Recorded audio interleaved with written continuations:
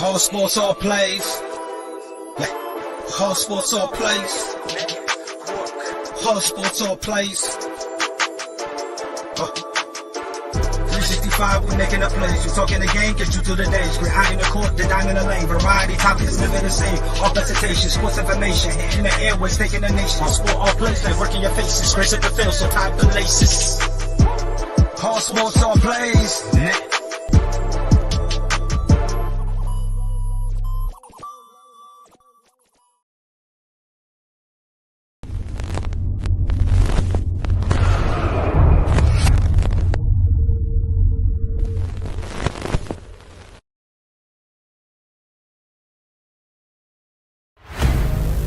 Get ready.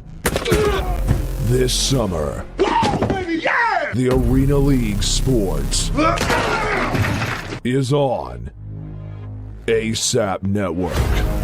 Tune in live on either the Tiki Live or Roku app, as well as your smart home TV.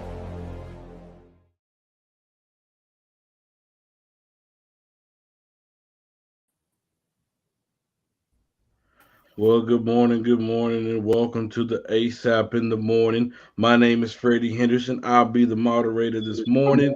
As you guys can see, I have a full, and I mean a full cast with us.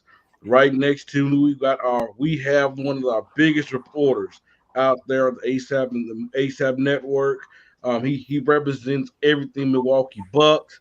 His name is Jay McLevin. What's going on, Jay? I love it. Oh.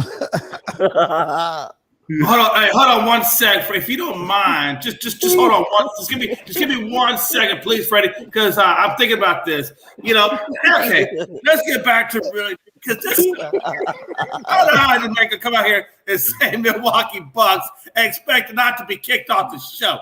Listen, you don't disrespect a diehard 1976 Houston Rockets fan.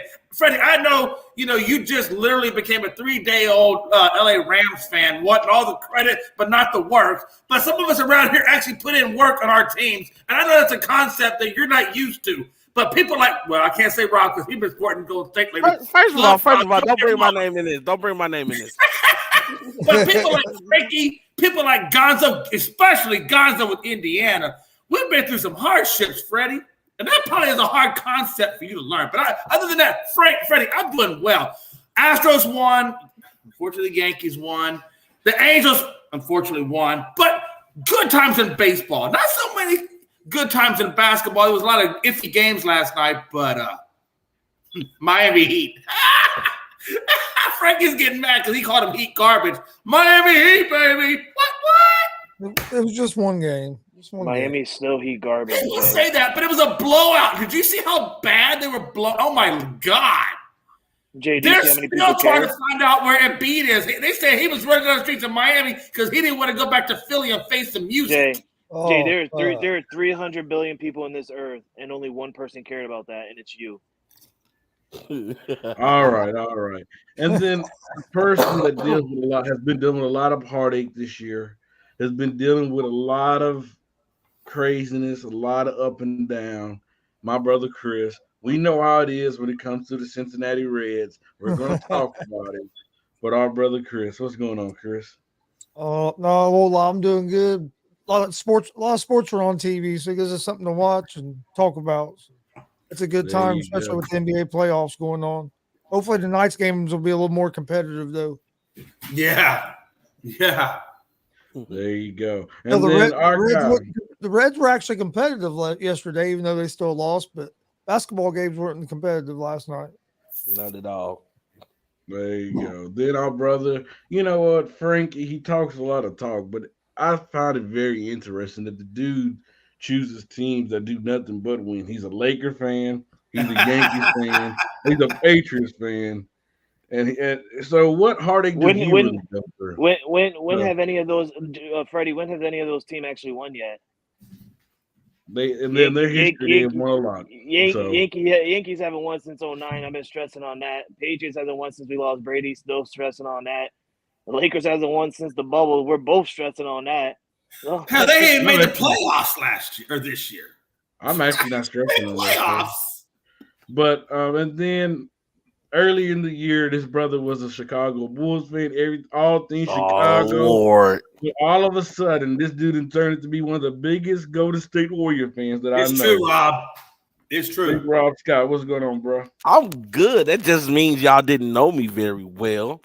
I'm kind of explaining my story, so I will not put you guys through that agony anymore. But Dub Nation, you know what it is. And Freddie, I got a question for you, sir. Ain't you a Rodgers / Rams / LeBron lover / LeBron hater / you don't know who the GOAT was type of guy? Damn, I wouldn't even go that far. Wow, Rob pulled out both guns. All right, listen, man. We're gonna bring a new segment to the network. We're gonna kick it off today, but it's called our ASAP Hot Takes. But before we do that, we need to introduce one of our newest sponsors to the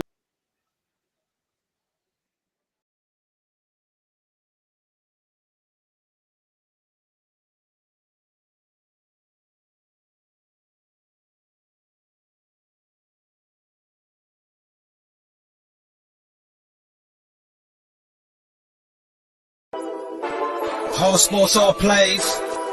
365, we making up plays. You talking the game, get you through the days. We're high in the court, the dime in the lane. Variety, topics, living the same. All presentation, sports information. Hitting the airways, taking the nation. All sport, all plays.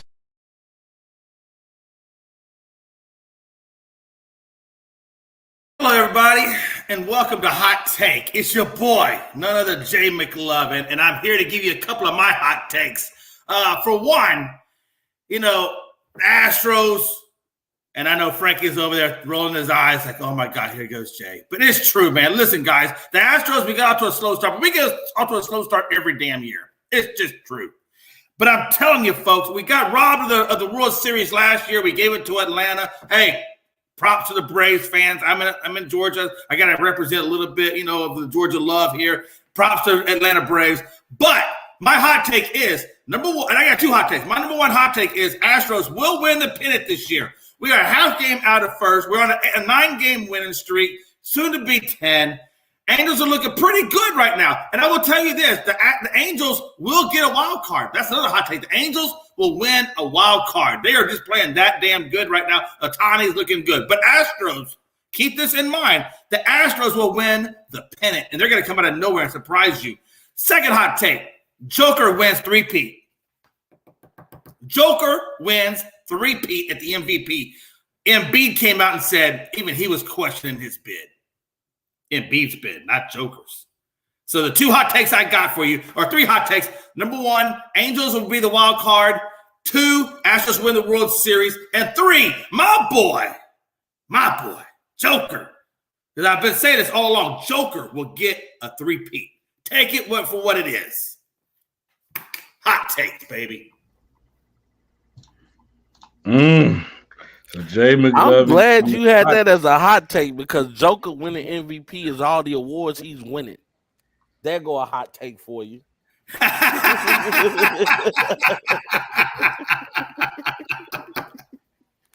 We would like to thank all our viewers this morning. We see you guys in the comments. Make sure you subscribe, follow us, share our content out there. We appreciate all the dedication that you guys put out. We are nothing without you guys. So, but let's continue. Let's keep it moving. You guys, unfortunately for Grizzly fans, Ja Morant will miss the rest of the playoffs. That's what it's reported with a bruised knee. But we've seen this Memphis team fight. Even the game, the last game without him, they were still in the game to the end, until the deep in the fourth quarter, until Golden State was able to finish it off. But do you guys think that this Grizzly team can win? Hell no. Without Ja Morant, Jay? First of all, again, I just want to say let's take a quick moment of silence to remember Frankie's really, really sad prediction back in November that Memphis would go to the finals, or at least the Western Conference Finals. And as you can see, no Morant. Well, Frankie, this is for you, baby, and your sad prediction, because it's not going to happen. Unfortunately, without Morant, I mean, with Morant, they had a really good fighting chance. Without Morant, it's all Golden State punching their ticket to the Western Conference Finals, where they will meet the Phoenix Suns. Chris, do you give them a chance? Because I mean, hey, this Memphis team is deep, and they have guys that can score, and these guys play tough defense. I understand they can weak against Steph Curry, but this isn't the same Klay Thompson that we used to in the past. Do you believe they can win without Ja, or do you believe it's just over? I think it's over. I think they would have had a chance to win without Ja if they'd have won that last game. But getting down 3-1, I just don't see them beating Golden State 3 games in a row to win the series. If they would have won the last game without Ja, which they led most of the game until they're toward the end of the fourth quarter, the Golden State Warriors didn't really play that well. They were down the whole game till 4 or 5 minutes left. But since they lost that game, got down 3-1, I just don't see them lose or winning 3 in a row against the Warriors. So I don't think they really have a chance without Ja. Frankie, do you feel the same? Man, like Jay said, I had a prediction since November. My prediction was real strong and it was real good. And like I said yesterday, if you guys remember what I said yesterday, I was waiting for the news for Ja Morant to come out. And if they weren't going to have Ja Morant for the rest of this series, Memphis might not come out on top of this one. But I'm gonna still stick with my prediction. I don't care. I don't like to switch my predictions around. After what I've seen last game, I think Memphis can, hopefully do something and turn it around tonight and pull off a victory and get that win that they need, and at least, force a game 6 to try and force a game 7. But if the Golden State Warriors play like they normally do, then this one's going to be over. This one's just going to be over. Mr. 2 Cents, I gotta ask you a question since you are a fellow Golden State fan on this panel. He's not even a fan of Golden State. He's just a Steph Curry guy. I'm a Steph Curry guy. He's a Golden State Warrior fan. This dude came on here yesterday morning and looked like E40 with all that Golden State Warrior gear on. All that Golden State Warrior gear. And you know what? And Memphis is saying, tell me when to go. So do you believe it's time for Steph Curry to have one of those explosive games? I'm talking about where he can't be stopped at the 3-point line. I'm talking about he's going down there in the lane, hitting a little floater. I'm talking about where he's just going off. I think actually they're gonna try to get Klay off. They want Klay to get that confidence up before the Western Conference Finals because the writing is already on the wall. See, I have to bring out Reverend Rob again, and we have to perform a eulogy for the Memphis Grizzlies, who will not do anything without Demetrius Jamal Morant. In case you guys didn't know, that's his real name. Demetrius is a great all-star and a young budding superstar, but unfortunately, like his counterpart in Derrick Rose, he can't stay healthy. The Warriors will end their misery tonight, and Memphis. Luckily, I believe the game is in Memphis tonight, right? So they get to stay home. Yeah. Excuse me, Reverend Rob. Yes, Reverend sir. Rob. Oh, Frankie the Yankee. You said Ja Morant can't stay healthy, but is it his fault that he got injured, or was it Jordan Poole? Thank you. I know. I just want to mention something that he's been having knee issues all year. Hence the reason Memphis being 20. Hey, listen, we're not even going to talk about Brooks on Peyton II, who's got a broke elbow. So don't even go there, Frankie the Yankee. Don't go there, Frankie. But I want to say this, Rob. Hey, Reverend, I do want to say this.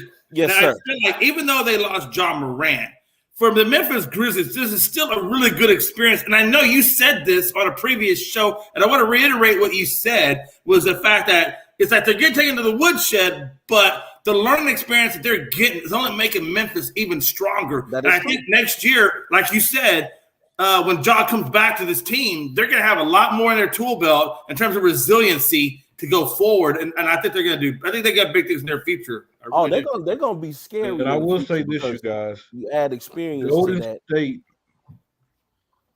I will say this: Golden State cannot go in there tonight thinking that this is Easy win. this is already won because Yeah. this Memphis team at this moment they have nothing to lose because right now the odds are against them. Nobody's expecting them to win. So now we know teams that goes in these situations a lot of more times come in there saying, you know what, we have nothing to lose, and they play out of their mind.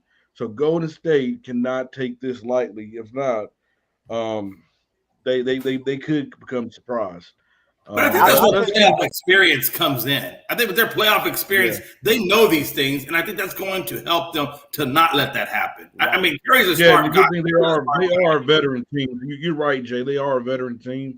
So I mean, if they you're right. did, that would really shock me if they took them lightly. Yeah, not to mention, I'm actually glad that they had a game like the last game because they had to grind it out to win.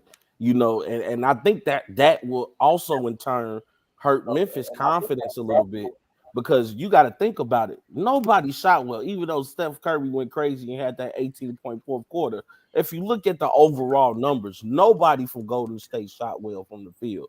And Memphis did everything that they could to still lose with everybody being off.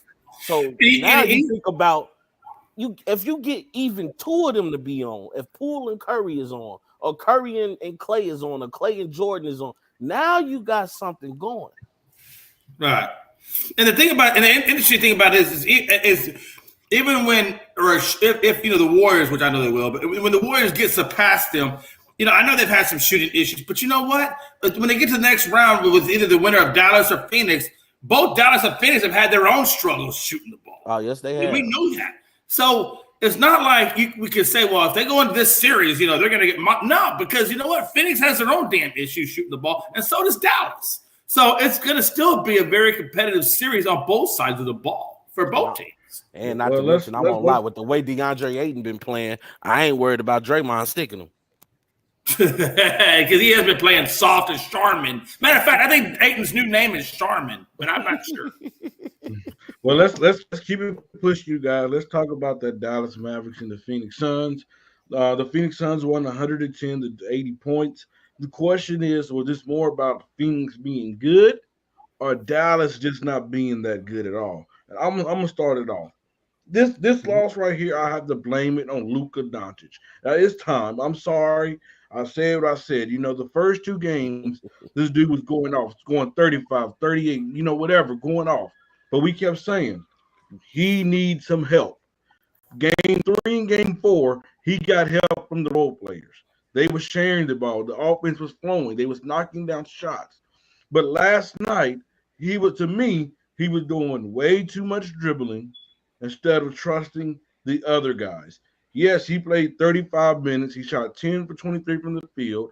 He went 2 for 8 from the three-point line, 6 or 7 from the free throws. He had 11 rebounds, 2 assists. That right there is like the shocking assist, the shocking stat of the night. The Mavericks team only had 9 assists in a basketball game, in a playoff game. Recently when you had Smith, he went off in Game 3 and Game 4, knocking down a 3 ball. He only knocked down 2. You had Bullock. He didn't even score a point. He didn't score a point. He played 35 minutes and didn't score a point. You had Brunson, who had a decent game. But other than that, you guys, it was nothing but Luka. This is the problem. Like, their offense goes too stagnant at times. At times, instead of him getting the others involved, he tried to do too much. And that's, to me, what lost them that game. And I said this right after they left Dallas. Can Dallas shoot that 3 ball like they did at home? And then it showed that they couldn't do it on the road. And we know one thing, role players play best at home than they do on the road. Jay, was this more on Dallas or was this more on Phoenix just being so good? No, this is absolutely on Dallas. When I look at the 3-point shooting of both teams, it's not very far off. Dallas went 8 of 32. Phoenix went 12 of 32. So, but the problem is you had your number one and your number two options for Dallas show up in Luka and Brunson. The problem was, like you said, the role players and the number three option didn't show up. Finney Smith went, he didn't shoot enough. He went, 2 for 6 for 8. And then you had Bullock and Powell giving you 0 goose eggs. And when you get that, and you also look at their bench, and you got maybe 10 points out of Barton's, but everybody else was virtually non-existent. So like you said, it's a lack of shooting from the role players, a lack of conversion from the role players, and a lack of their bench giving them help. And here's the deal. When Dallas shows up, when everybody gives their contributions, they can beat Phoenix. But when they don't show up, Phoenix is going to destroy them every time because Phoenix is just that good. So, again, Ayton is playing soft. Paul hasn't really necessarily been on his game all that much. Booker's been pretty good. But when Dallas doesn't show up, when their role players and their number three option doesn't show up, then, of course, Dallas is going to lose. So it's more on Dallas than it is on Phoenix themselves. Jay, but let me ask you a question, bro. We blame it on the role players, but I'll bring Luka back into it. Does he deserve some blame why those role players are not getting enough touches, not knocking down shots? Because, like I said, he dribbles the ball. It's like every possession he gets, he dribble. The shot clock done, step back 3. Dribble. Then he try to pass it to somebody else in late clock situation. Can we blame that on Luka? Or well, think about this, Freddie. Let me ask you a question. He went 10 of 23. He put up the ball 23 times. Is that really a lot of touches? Booker put it up 20? We're not saying anything about Booker. 23 times is not, in my opinion, is not a lot. It's just that, look, Bullock went 0 for 5. Powell, he didn't even get the ball. But you look at everybody else, they just did. I think overall they shot the ball 87 times, converted on 43.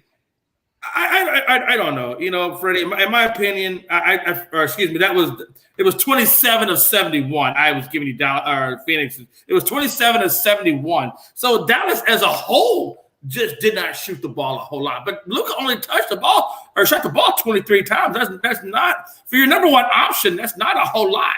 As a matter of fact, I thought Luka should have had to shut the ball a little bit more because he is your number one guy. They standing around looking at him. That's not Luka's fault. He has to get aggressive. If you're just going to stand there and look at me and not move, make cuts, Brunson was the only one that showed up last night with Luka. We're talking about a team that anybody not named Luka Doncic or Jalen Brunson as a team, Dallas only scored 31 points. Let that sink in. For the whole game, anybody not named Luka Doncic or Jalen Brunson, they only scored a combined 31 points throughout the entirety of the game. And we're going to sit here and blame Luka?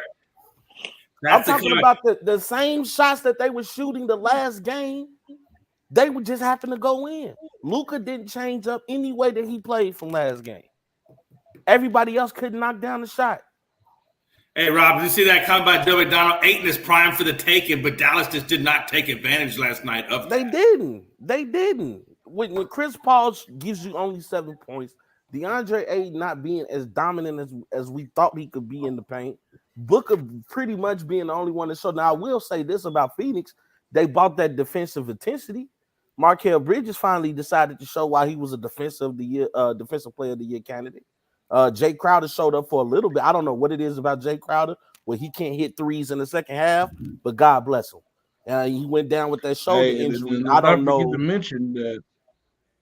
Let's not forget to mention we don't know what his status is because we've seen him at the very end of the game take a hit to that elbow to the shoulder. And he was holding on it for a little bit to go to the locker room. I don't know if anybody got any word on what they saying about it or anything. I think he had a stinger because Shaq made a joke about it on Inside the NBA when Biyombo got thrown out of the game. And he was walking in the locker room and you saw Jay Crowder with a towel over his shoulder. And he was like, "Oh, that shoulder don't look that bad, man up." All right, Chris. Do you blame Dallas or do you blame Phoenix, or was it just too good of Phoenix? I think it was a little bit about Phoenix because they did play great defense last night. but it was mostly about Dallas. For one, you can't go 18 for 27 at the free throw line. You can't miss that many free throws. You also can't have 16 turnovers in the game. Them two things killed them, and they only had 24 points in the paint. So they were jacking up way too many threes. You can't only have 24 points in the paint and expect to win the ball game. So I think them were the three things that really hurt them, especially missing all those free throws. You can't miss that many free throws. They're supposed to be free points, and you're only hitting 18 to 27. That's going to kill you in playoff games. Yeah, I agree. Frankie, Yes, was this Mr. Freddie, just sir. too good on Phoenix, or this is bad Dallas? I'm gonna have to go with Chris on this one. It's not like he was going on both sides because it kind of is on both sides. Phoenix playing good defense last night, but then again, it was also on a Dallas team that didn't play very well. And I'm also gonna take part of what Freddie said earlier. Luka having 2 assists, it just goes to show that Luka was holding the ball the entire night. But I understand, going to Rob's theory, Luka has to hold on to the ball if other players on the team is going to either miss the shots or not going to want it and just look like they're just going to stand there and not want to play basketball. So I understand that.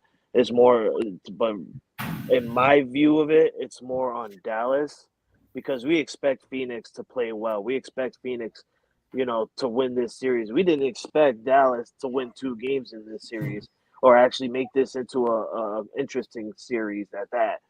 So I'm gonna have to blame this on Dallas. They need to play better as a team. They can't keep looking at Luka as the guy that's gonna, be the one that wins them this series. That's not how it's gonna work. You guys need to focus and play like you guys did in Game 3 and Game 4 as a team, as a unit, and that's the only way a team is gonna beat the Phoenix Suns. But I will say if Phoenix goes into the next round playing the way they do this series, they're not going to make the finals, and they're not going to try and get Chris Paul his championship that he supposedly deserves. And I will say this: one thing Phoenix better keep their eyes on, that Dallas is not going to shoot 8 and 32 from the 3-point line. Not at Dallas, not at home, because I do expect Smith, Brunson, Kleber, Bertune, however you say his name, those guys to start knocking down some shots. And I expect Spencer Dinwiddie to kind of, have a bounce back game because he played horrible last night. But I think he only hit like 2 points. So I definitely need more from him. But they're done in Dallas, right? Their next 2 games are in Phoenix, right? No, it's a 1-1 in Dallas. Yeah. Oh, okay. But let's move. Let's have an interesting topic. We have 2 young players. They could easily be the face of the league one day. And last night, man, God have mercy. Devin Booker he just went off. Like last night, I thought he was going for 50. I'm not gonna lie to you guys. The way that he was going off, he was scoring at will. I thought he was about to go for 30, 40, or 50 points last night because it was just that much of an explosive outbreak. But the question is, who would you rather have if you're building a team? Would you rather have Luka Doncic or Devin Booker? I'm gonna go with you on this one first, Jay. Yeah, I definitely would. I like I said, I've always liked Luka's game. I've liked his game since he was 19, playing overseas, and he still has a way to go. He's matured a lot, and not that Devin Booker's a good player, but I would rather build it around Luka. If I'm gonna build it around one of those guys, I'm going to Luka for sure. No, and that's not even a close call for me. It's because he's a Frank, Dallas are you fan. going Luka? No, I'm a Rockets fan, but I like Luka's game was good. Freddie, we already know the truth, Freddie. We'll just keep it to ourselves, though. But I like Luka, but I like Devin Booker a lot more. I would rather build a team around Devin Booker. Just seeing what the kid did with Phoenix without Chris Paul. Like everybody forgets that Devin Booker in the bubble, they went 8-0 before not making it into the playoff spot, and then after making it 8-0, they bring in Chris Paul. It kind of didn't change Devin Booker's game. It just helped him a little bit more, bringing in that veteran role for Devin Booker's play style and everything like that. I would want to build a team around Devin Booker. All right, Chris. I agree with Frankie on this. I would build a team around Devin Booker as well. I think he distributes the ball better than what. I forget who I was even talking about. Luka. Devin Booker. Yeah, better than Luka. I lost. Yeah, better than Luka. Luka he stops the offense too much. He dribbling in the spot, waste 15 seconds of the shot clock. Just too much for me. I like the way Booker can play with other stars, and so I'd go with the Booker if I was going to build a team around one of them. Are y'all serious? Oh no, they're serious. Hey, listen. Hold on. Go ahead, Jay, because I can't believe what I'm hearing. I think, hey, Frankie's been passing that stuff around. I'm so serious. I forgot Luka's name. So 2 cents. You going with Luka or Booker? Who you going with? Who, me? Yeah. Oh, you know who he's going with. I'm going with Luka. Are y'all crazy? We've seen both of these players have teams by themselves. Devin Booker didn't always play with Chris Paul. And when he didn't play with Chris Paul, what was the result? We've seen Luka lead teams to the playoffs. Devin Booker was barely out of the last place when he led the team by himself. Are y'all crazy? Have Chris Paul blinded y'all so much with his greatness that y'all think Devin Booker is on the same level as Luka? Come on, y'all can't be that crazy. Right, I've been saying it. Did they say who said that Devin Booker is a better distributor than Luka? Are y'all forgetting? Oh my goodness. I want to apologize to all the people of Hey, let me ask you this question. Let me ask you this. So if Phoenix Suns, if they don't get to the finals, or if they get to the finals and don't win a championship, what does it do for that team's reputation? Are they going to become just, that once and done, and basically a little bit better version of the Utah Jazz where, you just don't quite exceed the expectation? That's exactly who they become. They become either Karl that Malone or and they John Houston Stockton. Rockets with James Harden. They become Karl Malone and John Jay. Stockton because they went there twice. They got and to the finals couldn't twice get it done. and couldn't get it done. And I don't think they're gonna. Right now, they're in a dogfight. I mean, I did say yesterday. I will say this. I was nervous about Dallas not winning last night because I don't think they're gonna beat Phoenix in the game 7. I just don't think so. But never say never. Never. Hey, you know what? Hey, that's true because hey, things can happen, man. Hey, listen, it's not a foregone conclusion that they can't come back on that. I can't believe y'all said Luka is better. Devin Booker is better than Luka. Oh my! I will say this: that whoever gonna win the series gonna have to win the team at the opposing team's home court, because Phoenix have not been able to win a Dallas yet, just like Dallas haven't won in Phoenix. But that's what makes it the advantage for Phoenix because now they have the true home court advantage. Yeah, game 7 being Phoenix. They have the true I agree. home court advantage. But I'm just saying. Yeah, you're right. Dallas gonna have to win on the road. Yeah. But no, the reason I would take Booker to build a team around over Doncic is because I think Booker's more of a team player, and it's harder to win an NBA championship playing that isolation ball. He has to when he's the B guy. The B guy is normally a team player. I'm gonna say this. I'm taking Luka as well. Frankie, who's the A guy on Phoenix? You got me doing the J now. You said Devin Booker is the A player on Phoenix? Devin Booker is their best player. Yes. That's his team. That's his team. You're gonna come. So hold on. So you're gonna come in here. Who you gonna pick? Chris Paul, a person who just got traded there like last year. Yeah, the person that as soon as he got traded there, they got to the finals, right? Compared to a person that got drafted there, dealt with problems about not making it there, and then learning his play ability and stuff like that, and changing his style of play. And who did he learn from, Frankie? No, of course, you're going to learn from Chris Paul because he's the veteran, but he's not the leader of the team. Yeah, see, this is where you're wrong. We always expect that the Suns were 8-3. The Suns were 8-3 this year with Booker and no Chris Paul. Listen, this is I'm gonna defend Frankie on this. This is where we get messed up at. We expect our best player to be the leader. That don't have to be the case. Chris Paul is the leader of that team. He's not the best player of that team. Devin Booker is the best player, but Chris Paul is the leader. He's the best player don't necessarily make you the A player either, though. If you're gonna use that argument, just because you the best don't mean you the go-to. He is their go-to. He's not. They go through the ball is in Chris Paul in fourth quarter. Who do they go to? Who's been Mr. Fourth Quarter for the Phoenix Suns? Devin Booker or Chris Paul? And who's Mr. 1, 2, and 3? Who's been the closer for the Phoenix Suns? Devin Booker or Chris Paul? Last time I checked, it was Chris Paul eliminated. As of late, it's been Devin Booker perfect in the fourth quarter. He can't knock down a shot. Going perfect from the foot. Did Chris Paul just go 14-14 the other night? What game? Didn't Chris Paul just want to fight a teenager the other night? So what? The teenager shouldn't have touched his mama. Hey Rob, you know like I know that if somebody roughing up your mama, you ain't gonna be going to you in the stands, you throwing down. We over there. He's a metal war piece. He's gonna turn it to Ron and we know that's Jay McLovin. Jay McLovin throwing the whole stadium down. They gonna need the SWAT team to come get him. Yeah, you touch my mama, we got some issues. Listen, damn it. The Suns were 7-5 with Chris Paul and no Booker, and they were 8-3 with Booker and no Chris Paul.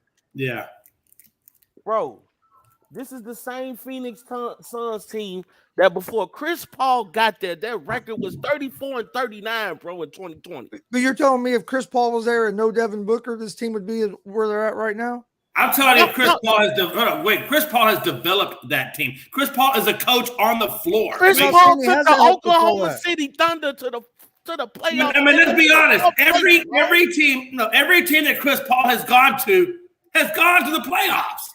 Are you forgetting? Time out, you guys. Let's talk. Hey, time out. Let's take a cooler. He went to Oklahoma City to retire. Rob, hold your point. Rob, hold your point, bro. Hold your point. Because we're gonna take a quick commercial break. Okay. I got a topic that we'll put some holy water on yourself, Rob. It's gonna get so hot that I think we're gonna have to take another break. So let's take a quick commercial break. And then I got a topic that I want to just add to the show. It wasn't even part of the show. I want to add it to the show because I think it's gonna get hot. I want to see. Real quick, before we go to commercial break, I just want to let you know I got some breaking news. I just saw it come across CNN real quick. Frankie the Yankee, I just found out that his alias, he is actually undercover in the Witness Protection Program, and it has been discovered that he is now actually truly a Boston Red Sox fan, and that jersey that he wears is really a cover-up for his modus operandi. So it has come to light. It has come to light that he's actually a Boston Red Sox fan. I just want y'all to know that Frankie the Yankee is only a cover-up. His real name is Mark, and he is a Boston Red Sox fan. Are you ready? Everybody that's watching. Commercial break now. I just thought that was very as a public service announcement. Everybody that's watching, please come to my Facebook page. I'm gonna post a video of Jay personally saying he's a Bucks fan. When he's over here saying he's a 1972, 1976. Get your facts right. Rockets fan, but now he's an established 2022 Milwaukee Bucks fan. All right, y'all. We're gonna take a quick commercial break. I got a hot topic right after this. Let's get it. Tuned. Lord Jesus.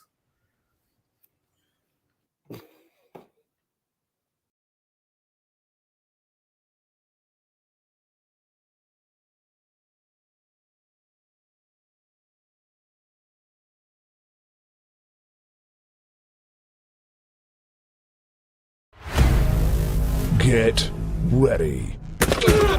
This summer, the Arena League Sports is on ASAP Network. Tune in live on either the Tiki Live or Roku app, as well as your smart home TV.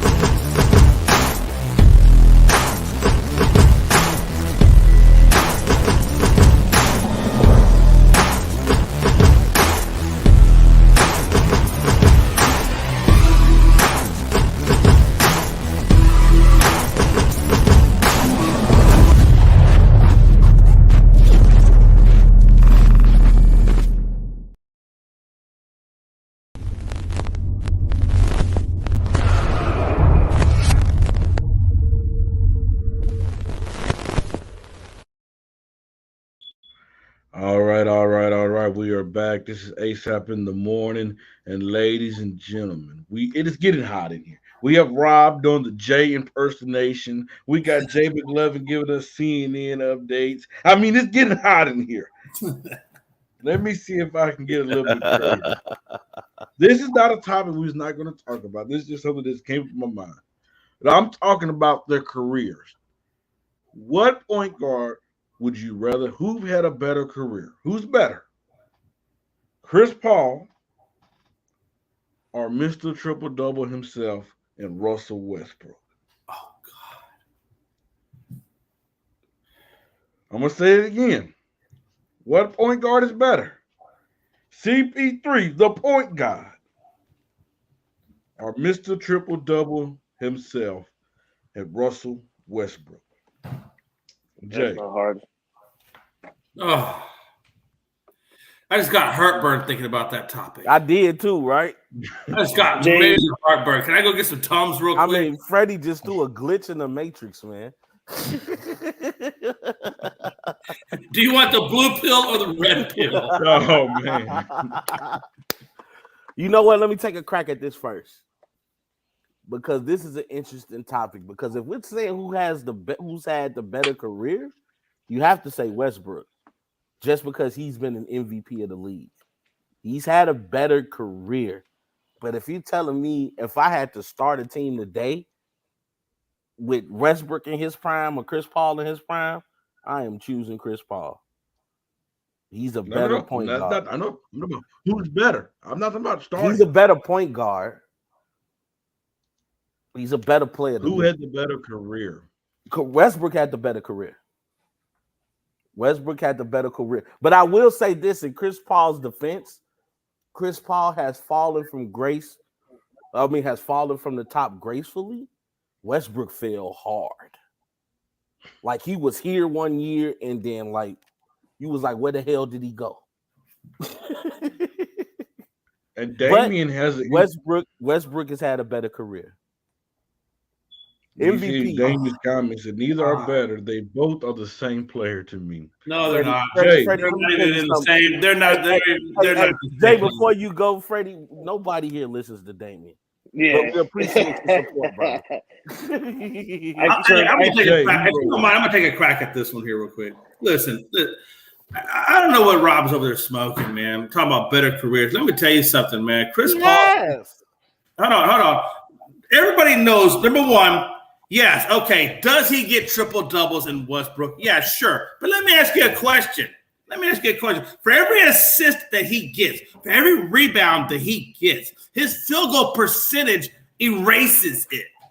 Go look at Westbrook's field goal percentage and then come back to me and tell me how impressive that triple-double really is. So everything you contribute to the team, you take away with those crappy shots that you put up. So I don't want to hear about this triple-double BS. Number two. Who's had a better career? Did I interrupt you? I stayed quiet as I listened to the filthiness coming out of your mouth, Reverend. Reverend, I watched you blaspheme from the pulpit, and I didn't say anything. So you just sit back there and enjoy your craft latte. It's Freddie, all yours. His head turned a little bit, Freddie. His head turned a little bit. Listen, Chris Paul has the ability to develop every single team he goes to. He's a coach. He's a developer. He's an assist magnet. He can shoot the ball. Every team that he goes, I'm sorry. Do you think Russell Westbrook could take that Oklahoma City Thunder team to the playoffs that Chris Paul did? Doubt it. Everywhere he goes, he has a hard time fitting in because he's selfish. And that's what makes him terrible. Chris Paul is not a selfish guy. He's a developer. Everywhere he goes is successful. And let me ask you this. Where is Westbrook right now? On the trade block. Where's Chris Paul right now? Probably going to be in the finals. And you want to tell me that Westbrook is a better player than Chris Paul? You must be out your damn mind. Look at that face. Jay, I appreciate your soliloquy, but through all of that, you didn't answer the question not one damn time. I did. He said who's had a better career. Huh? He said who's had a better career, not How who's Chris a better Paul not player. had a better career? Let me ask you this: How many MVP playoff teams has Westbrook been on? Has Chris Paul been the MVP of the league? I get why Jay's mad. Case closed. I get the MVP of the league thing, but what does that really do? Closed, I mean, you can be an MVP of the league and not be in the playoffs. I'd rather be in the playoffs than be an MVP. Has Chris Paul won an NBA Finals? And I really think that Chris Paul has been robbed of that. If you look at all the assists that he gives out that takes away from his point selections, it really kind of hurts him. You know what I'm saying? Every excuse that you're giving is a valid point, but it doesn't diminish the fact that he has not been an MVP of this league. And the fact that Westbrook has one award, not just one award up on Chris Paul, the award up on Chris Paul. Besides, let me ask you this, Rob. Reverend Rob, let me ask you a question. Okay, Reverend Rob, let me ask you this question. Chris. Wait, hold on. Let me ask this one question. I got one question for Reverend Rob, and then I'm done. Reverend Rob, you're a Chicago Bulls guy, I think. I don't know. Sometimes you're Golden State, sometimes you're Chicago. I'm confused. But either way, you got the opportunity to bring to your team Chris Paul or Westbrook. Who you taking? I'm taking Chris Paul. Then what the hell are you talking about? He's a better damn player. Next, it's not a question of being a better player. He said who's had a better career. You're not understanding the question. I understand the question. And obviously, if his career was so damn good, you would have taken Westbrook. Thank you for coming to my TED Talk. Chris, I give the 40. I love it. Woo! I love it. I call you Jide. You just a mixture of Jay and Pride.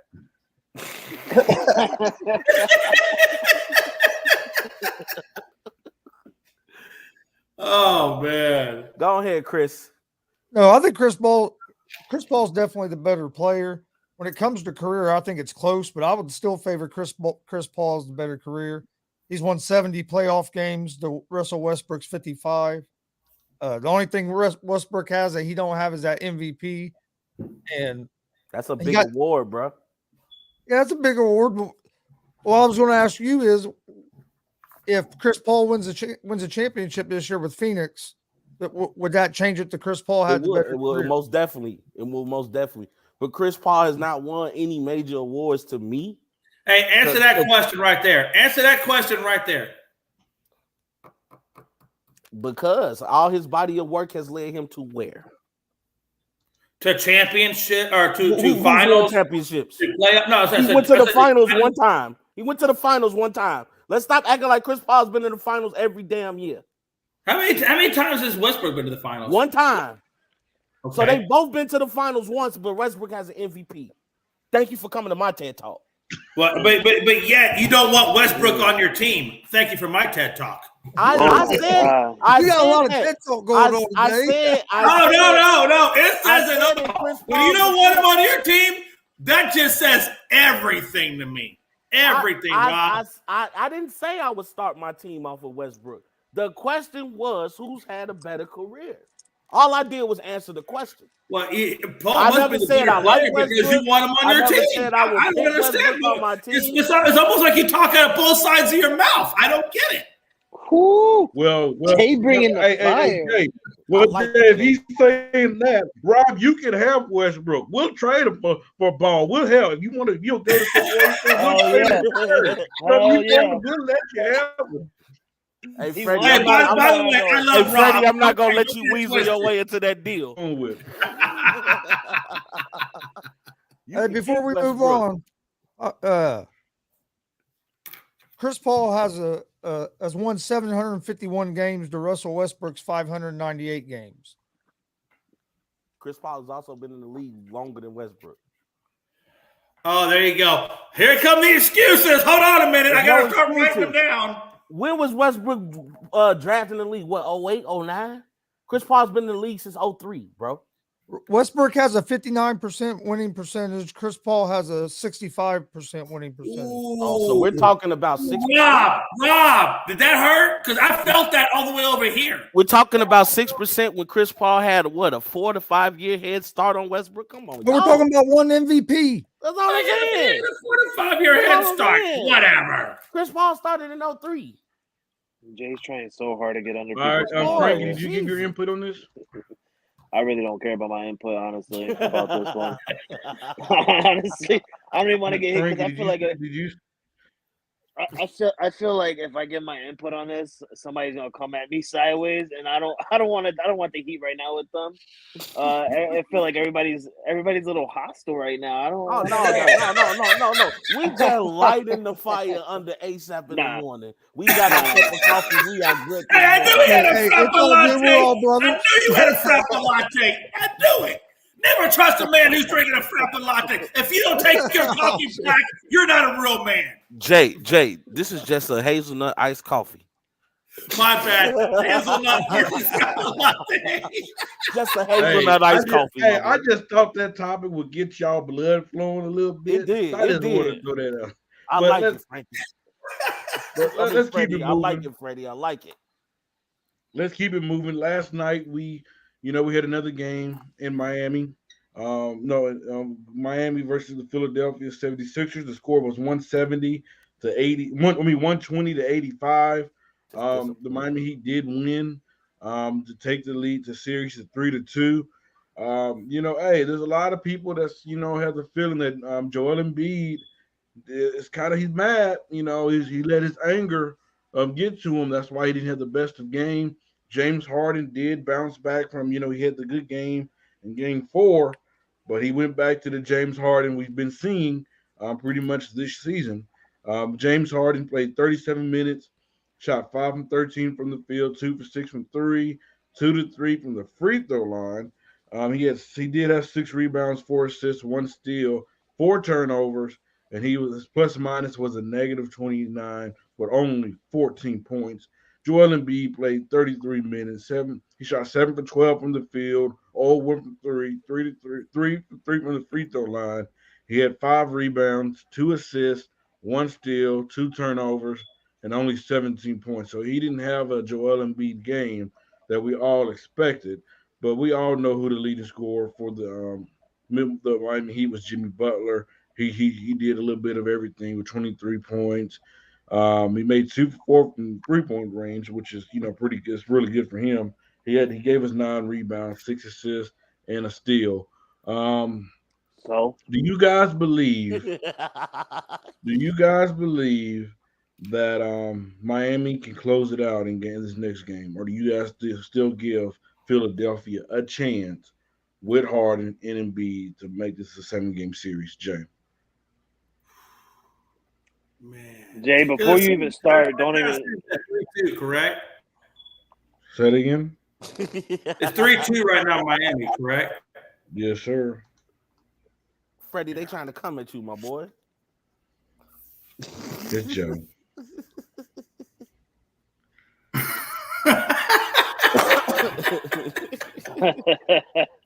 This Joe.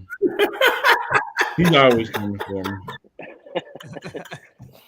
I'm the reason why it's time to be alive.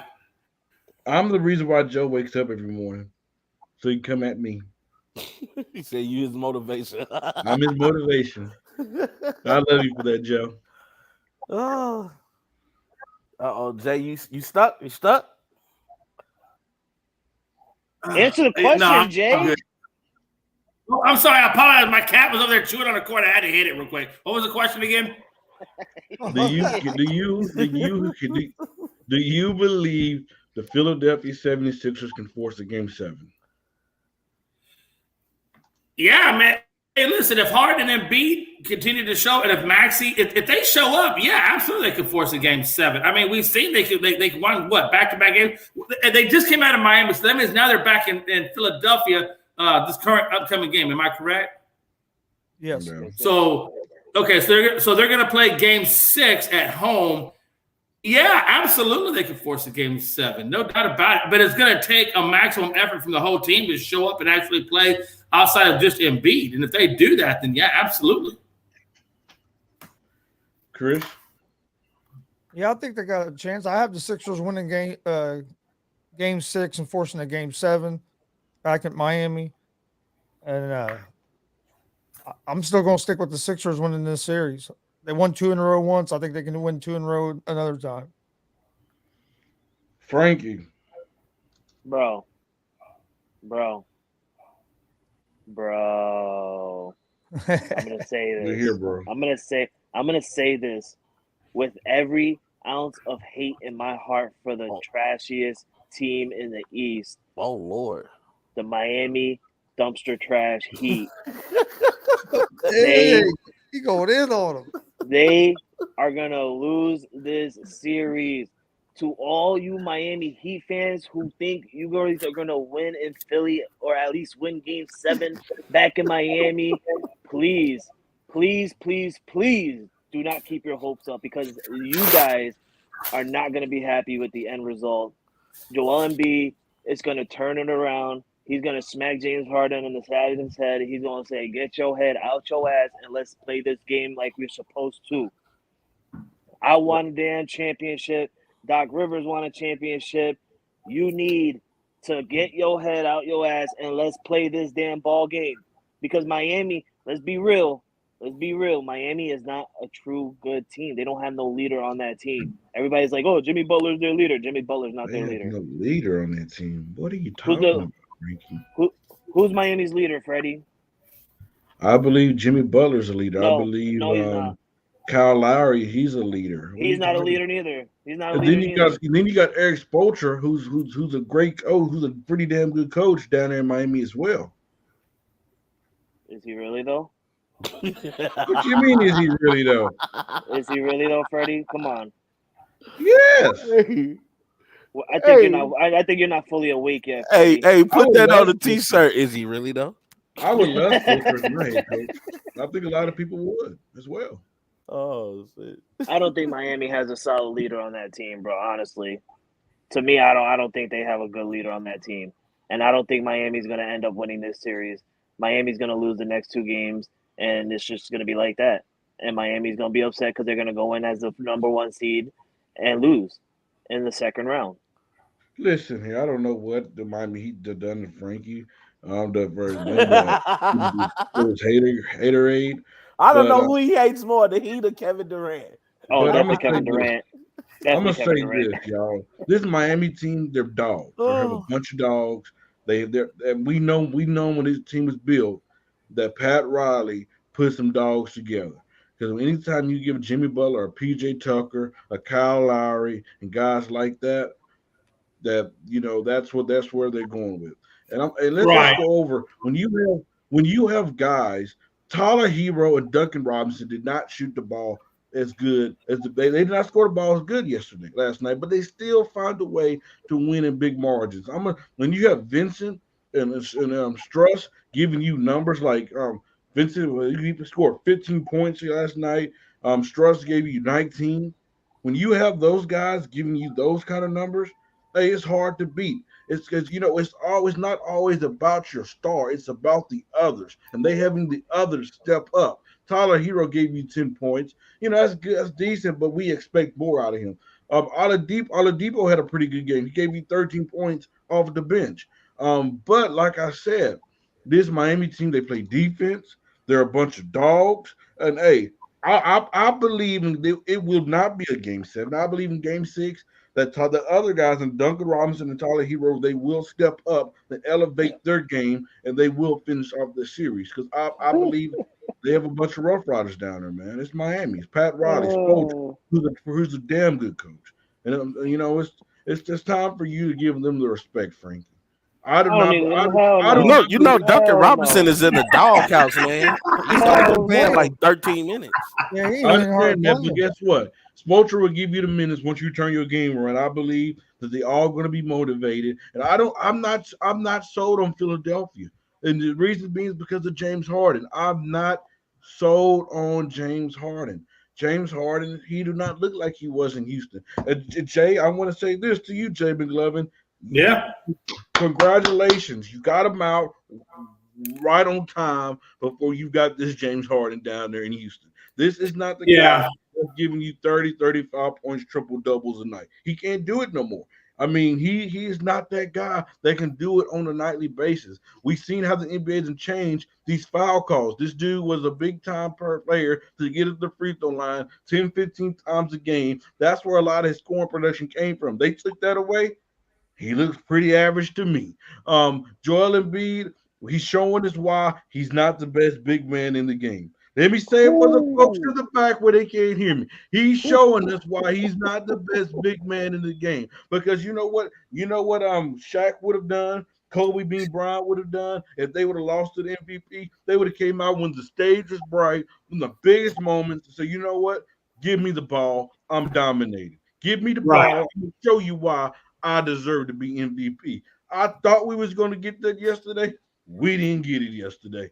So to me, Miami will close it out. It will not be a game 7. We're wrapping it up in Philadelphia. Doc Rivers will lose his job yet again for him losing control of the team. But who's surprised about that? And the Lakers better not pick him up. I'm going to say it again. The Lakers better not pick him up as no coach. Rob. We're not going to. Real quick. You know, it's really hard. It's really hard to win a game when your best player is only shooting 7 and is only getting 12 shots. I mean, honestly. And then you have Harden who goes 5 of 13. I mean, your two best players are barely shooting the ball, and then you have Maxey going 2 for 10. I mean, you know, there's a very anemic night shooting for the 76ers, and that's why they got blown out by 35 points. Well, don't worry. The voice of reason is here. Your boy, Rob, here to give his 2 cents. And I'm going to let you guys know something now. You cannot count out the Philadelphia 76ers. Nothing against the Miami Heat. Right. But I just feel if Joel Embiid is on, there is nothing Miami can do to stop him. Now, yesterday he was dealing with his previous injuries, with his back problem. He got hit in the face. He was mad a little bit because he wasn't MVP. He can say what he wants. I knew this 2 weeks ago. I knew I wasn't going to get the award. He was mad, and he did let his judgment, he let his thought process cloud his judgment out there on the court. But I feel like he's going to have a bounce-back game because that was embarrassing yesterday. If I'm Joel Embiid now, I'm coming into Game 6 angry, and I'm going to show you there is nothing you can do with me. I have enough faith in him, not in James Harden. I have enough faith in Joel Embiid to go out there and get the job done because who's going to stop him if Joel Embiid is on his A game? It ain't going to be Bam. And then there's nobody. True. Miami doesn't have the size to deal with it. There's nobody big enough to contend with that man if he goes for a 40-point night. So I think it's going to come down to a Game 7. You can flip a coin in the air and choose who you want. But Game 6, Philadelphia is taking it. Preach. That's Reverend Rob right there. Preach. Amen. Praise the Lord. I agree 100%. I think Embiid's going to come out and have a big game tonight. Yeah, he's going to be mad. He's going to be mad. Yep. He's angry. That was embarrassing yesterday. Oh, it was absolutely embarrassing. And definitely, hey, look, Joker. Embiid, if you want to be pissed off about not getting the MVP, well, go out there and do something and show them why you should do something about it. That's what I'm saying. He didn't do it though. But he didn't do it. Nah, man. And that's the thing about it. He didn't do anything about it. He disappointed me yesterday, bro. But hey, look, like you said, they're going back to Philly. This is his chance for redemption. We'll see what happens, but. Definitely, they've got to touch the ball a lot more than just 12 times. I mean, when you're 1A and you're 1B are only touching the ball, maybe 23, 26 times combined? Yeah, there's issues there. And somebody got to get Doc Rivers a PR person. Oh my God. Because when he talks at the post-game conference, I get so mad. Like, dude, you're an NBA championship winning coach. You've been there, done that. You've seen a lot. You've been at the highest of highs. You've been at the lowest of lows, losing 3-1 leads. Like, what you mean your team wasn't ready for a Game 5 in the NBA playoffs in the second round? I got to do a better job. No. You should have came in already having that team prepared. Even if you would have had to throw on the damn jersey and get out there yourself. Hey, I got a question for you guys, and this is a topic, Freddie, real quick. It's a very fast topic. It's really not even a topic. It's more of a question. I put this on Unscripted. I know we talked about this with Pride several times, even on Prideful Takes, I believe it was. We were talking about Spoelstra versus Doc Rivers. Who was the better coach? And I still think, and I think last night was a really good example of it, that I think Spoelstra is the better coach over Doc. But Pride will tell you up and down that Doc Rivers is the better coach. Can I get you guys consensus on who y'all think is the better coach? I'm going Eric Spoelstra. That's all I'm saying. Eric Spoelstra. I don't understand why Doc Rivers is one of the all-time greats. Me personally. Yeah. You know what's funny? Good run. He had one good run, one championship. Other than that, what does he do? Let's not forget when he's down there with Orlando, he's the reason why Tim Duncan didn't join the team. Yeah. Yeah, but and Pride does make an argument that the times that he's gone 3-1 and blown those leads was due to injuries on the Clippers and the Magic. Does that weigh in at all? It really wasn't no injuries on the Magic. I mean, the Magic just was an overrated team. They were in 8th place and they were riding the high. They thought that they were going to win. T-Mac spoke out his body and they lost.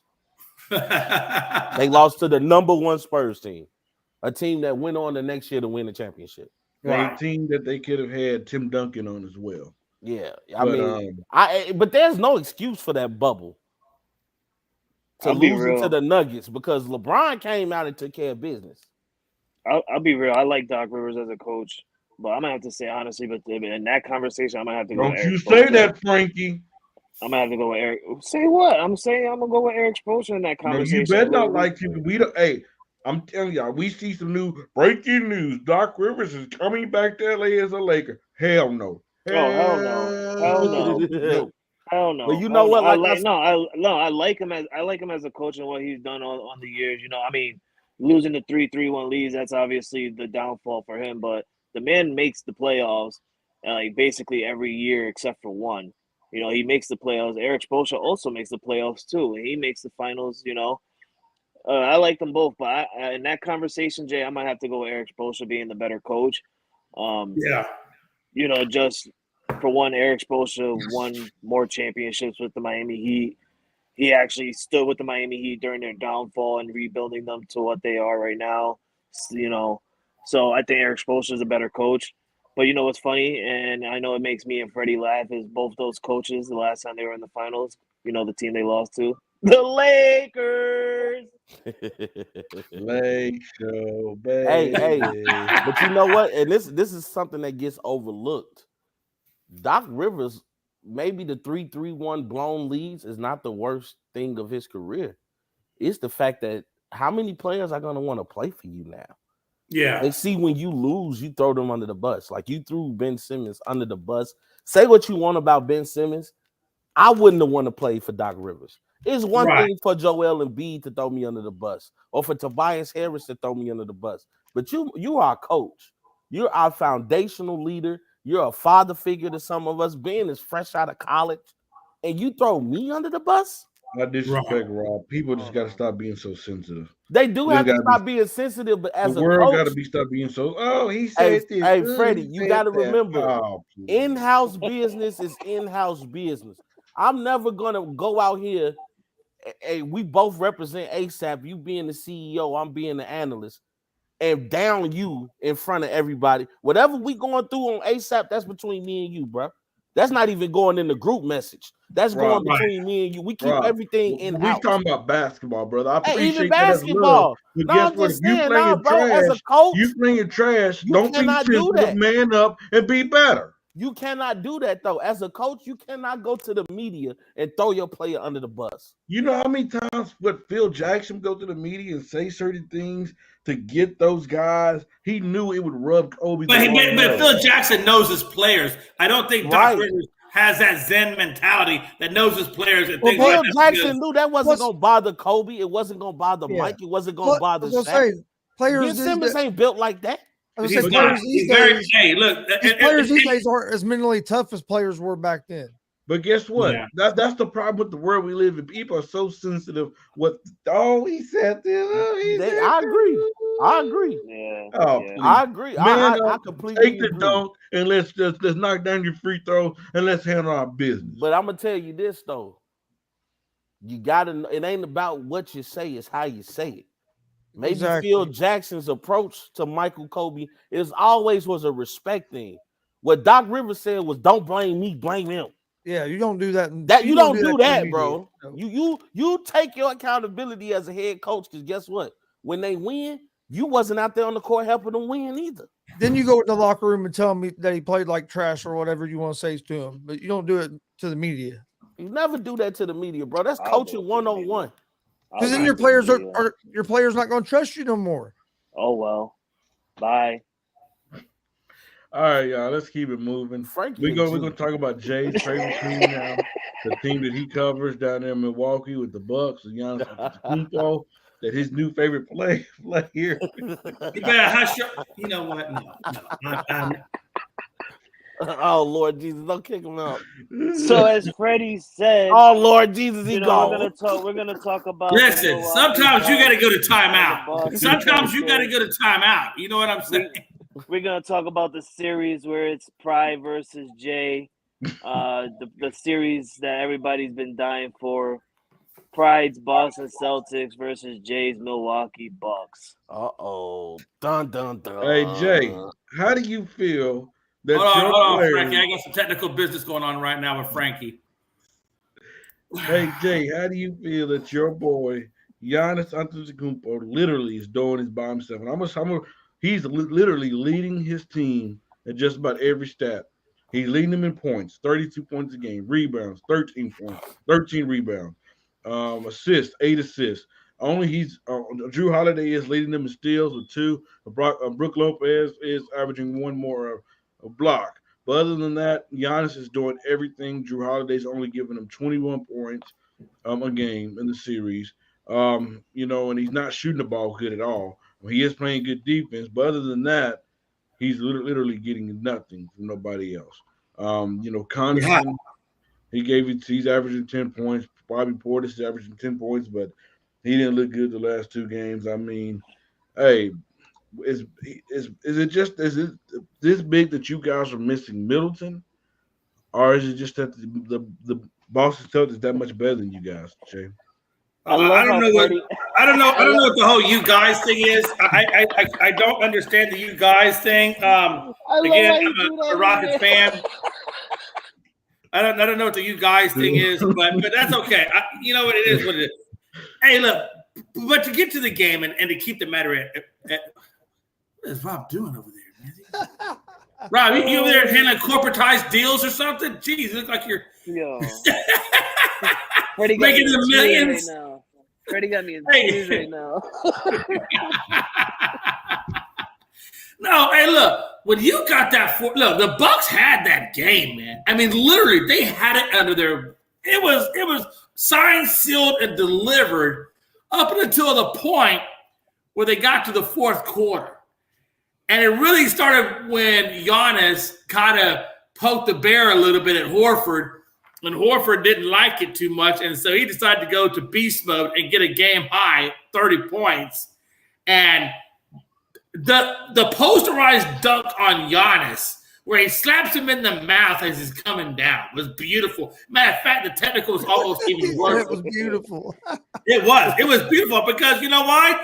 If Giannis is going to go out there and poke the bear, when the bear wakes up, hey, it's game on, buddy. And you saw that 43-28 in the fourth quarter. He put up 16, Horford did. Tatum put up 12. There was 28 points. The Bucks themselves put up 28 points. That means that Tatum and Horford put up the same amount of points combined that Milwaukee put up in the fourth. So obviously the role players kicked in the rest, and it was unbelievable, that comeback. It really honestly was. And you got to tip your hat to the Celtics to pull off that type of game. And honestly, if these Milwaukee Bucks role players, Grayson Allen, and the rest of company don't wake up and pull their weight, it could be the Celtics going to the finals or going to the Eastern Conference Finals. But Jay, how do you feel as a Bucks fan? How do you feel about? I'm not a Bucks fan. I can't answer that question. Next. Hey, what I am gonna say, Jay, is I'm gonna follow what Rob says. It's not how you start the game; it's how you finish it. Yes, Lord. Hey, I agree. Hey, listen, I totally agree, man. It's how you finish, and Bucks did not finish. Yep.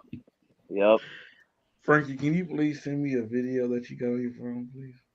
Yeah. Hey, that's fine. Send me the video about the Packers. Send me all of Freddie's videos. We're good. We'll have a battle of video. I don't care. And if you notice, when I made the mistake and I was talking about the team that I was talking about, when I said me or whatever, I did correct it right then, and I said I am not that fan of that team. So I want that on the note as well. I mean, you see in the video, I clearly discern. I don't know what he's talking about.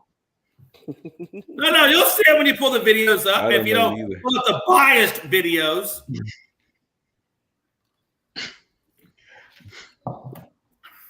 If you guys want to see the video, I don't understand. If you want to see the video, you're supposed to be my ride or die, man.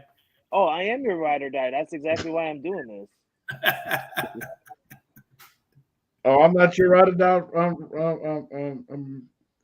Jay. Hey, listen, man, Freddie, I love you too, man. You know, hey, you know me, and you go way back, man. So, hey, you know I'm always riding with you, man. It's all good. You just ride with the Bucks harder. All right, Green Bay Packers. I got you, man. All right, Rob, who do you have winning the series? Do you still have the Bucks or? Then that answer got me choked up, bro. It's a hard series right now to try to predict because it feels like no team has consistently played well. I think I would have to go with the Bucks just because Giannis has proved that he can go to the finals. He's proved he can win the finals, and he's proved that he can step up in big games. He's been way more of an offensive threat than Kevin Durant was to the Celtics, which has been a problem for Boston. My only concern is that as the game gets closer in the fourth quarter and if the game is close in score, that's when they really start to miss Chris Middleton because Drew Holiday is not the closer that Chris Middleton is. Yet, I feel like Milwaukee is proven enough to win the series. I got Milwaukee in 7. He's going to 7. He's only going with them because of pride. Hold on. To all our viewers out there, we want to show you a clip from last week's ASAP in the morning. Oh, he found. I don't think so. I'm gonna stick with my team, man. I can't. You know, hey, I still think, man. You know, I'll tell you this. Somebody getting hurt game 3. Wait, Jay, you just said you're gonna stick with your team? Well, I'm sticking with the team that I picked. Is what I'm talking about. Not my team. My team is the Rockets. Let's not get it confused. He found the video.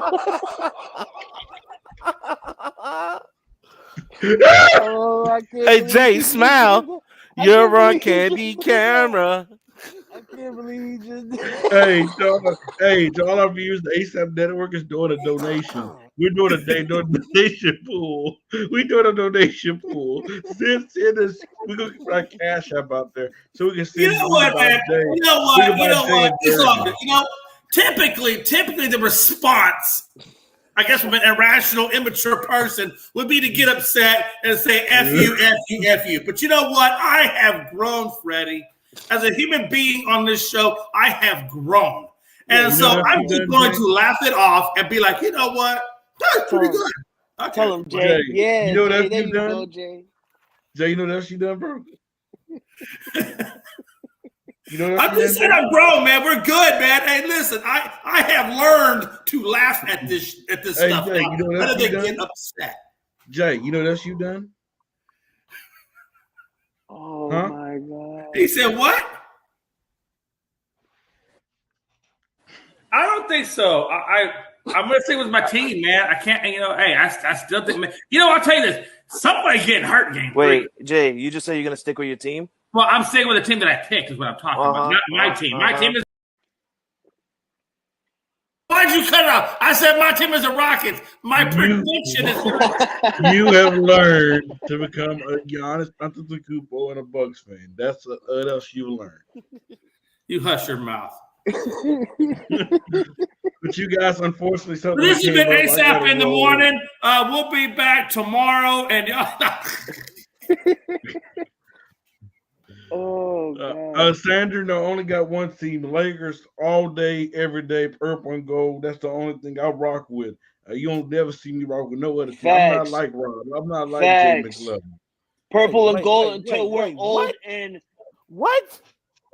You're a Chicago Warriors Freddie, you fan. chose the Los Angeles Rams when they made it to the Super Bowl, bro. here we go. Here we Why go. did I choose them, Rob? Why did I choose it? Because of something the Giants did. It don't matter. You gonna choose a Exactly. team that's already in the I'm Super from Bowl LA. and you claim that victory? Hey, Rob, I'm gonna tell you how bad it is. Jay McLevin probably never even been to Milwaukee. He probably never been to Milwaukee, but he chose to be a Bucks fan. And stop saying you from LA. You live in Texas. I was born in LA. You live in Texas. He lives out there in Marshall, Texas, with all the cattle. You should be a Cowboy Jay fan. McLevin never been to Milwaukee, but he's a Milwaukee. Hey, listen, you know what? Normally this would upset me, but when I realized that Freddie finally learned how to work his internet and it's been a hot minute, I can't really get mad at him, man. Because you know what? Freddie kind of rides a slow bus to school sometimes. So I'm not really. That's like Kyrie saying he's Australian because he was born there. Yeah, pretty much. He's a New Yorker. The only person here who is loyal to that team is me and Chris. Frankie, he chose all the teams that won in history. Jay, he's a Bucks fan. And Rob is a Chicago Warriors fan. Hey, first Jay, of all, hold on. I've always mentioned that Steph Curry was my favorite player. This is something that you guys know. Chris, this is what loyalty look like. Me and Chris. Freddie, loyalty. where the hell is your loyalty? Right, Freddie got an Aaron Rodgers, Matt Stafford jersey. It's combined. He don't even have a Rams jersey. He has a Super Bowl shirt with the Rams on it, and he says that he's a Rams fan. That's not even. He don't even have a jersey of a Ram. Freddie said I applied for a jersey and they declined me. Me and Chris represents loyalty on ASAP in the morning. Jay got multiple NBA teams. Rob Freddie, is the Chicago Warriors, and Frankie, he said, Freddie, where's pride at? I need somebody to play that footage of Freddie talking about LeBron is the GOAT. He's better than Michael Jordan. And then 2 weeks later, no, MJ is the GOAT. He would have never did that. I know. Hey, come on. I know how. Now I know. Now I know how Freddie dresses on Sundays for football. He wears a Giants jersey with the Rams helmet, right? But then he got the cheese head on the side so he could switch over his helmets when the Packers are on, and then he changed the channels and put the Rams helmet back on when the Rams are on TV. I understand, Freddie. It's all good. He got a Rams bedspread with Green Bay sheets. Hey, before I leave you guys, I want to give y'all the impersonation of Frankie. I'm going to go with the team that wins. What team wins? Oh, the Yankees. They win in history. We're going with the Yankees. Oh, the Lakers. Oh, 17 championships. Yeah, that's my team. The Patriots. Oh, Tom Brady is the GOAT. Frankie don't know what it means to struggle. What Jay McLevin used to when he used to be a Rocket fan. Wait a minute. Struggle. He said, I don't know. He don't know what Rams. What do you know about struggling? The Rams have not always been winners. Struggling. Oh, Lord. Us Rams, we have not always won. Who's we? You're not even a Rams fan. You literally just started out as a fan. You can't go that far back in history. I've been a Rams fan. Freddie, the day you name me every Rams player on your team without looking at Google, past and present, then I'll call you a Rams fan, sir. The day you coming to my TED Talk. Your Patriots, the day I could do it. I could do it all day, every day. Don't sleep on me, bro. Let's go right now. Don't sleep on me, bro. Where do you want me to start? With Mac Jones? You want me to go to James White? You want me to go? No, I want to start. I want you to start from 1999 until now. Let's go. 1999 till now. Let's go. All right, so we're gonna have to do this off the end. Oh, okay then. Yeah. Go ahead. You want me to go to 1999? Go ahead, you bandwagon fan. You want me to go with my Willie McGinnis days and my Teddy? Go ahead, you bandwagon fan. They should change this show to ASAP in the bandwagon because you three, Chris, Frankie, and Jay, y'all fit right on in. Stop. No, I'm pretty sure everybody that knows me knows that I'm not a bandwagon fan. Literally, if you know me, you know that. So I really don't know what we're talking about here, Freddie. Don't lump me in with your cancerous way. You clearly said it in the video. We got proof. I don't care what you think you have. I'm gonna say with my team, man. I can't, hey, I still think, man. I'll tell you this: somebody's getting hurt.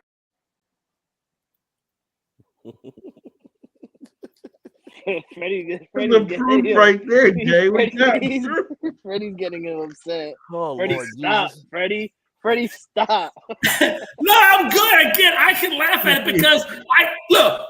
At the end of the day, Freddie can put that up a million times. But does anybody really take Freddie seriously when it comes to teams? I mean, honestly, how do you get mad at somebody? Serious, Jay.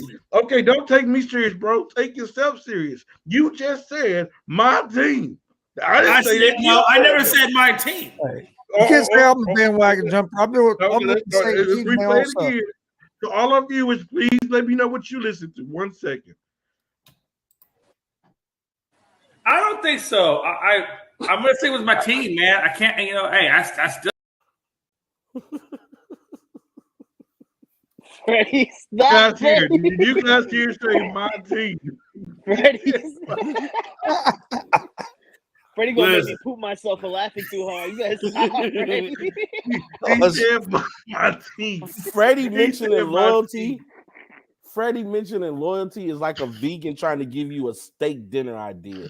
It's like, I can't believe you are mentioning this. Freddie, you gotta go somewhere and talk about loyalty. Freddie just became a Dodgers fan too. Jay, you said my team, bro. I didn't say that. You said that.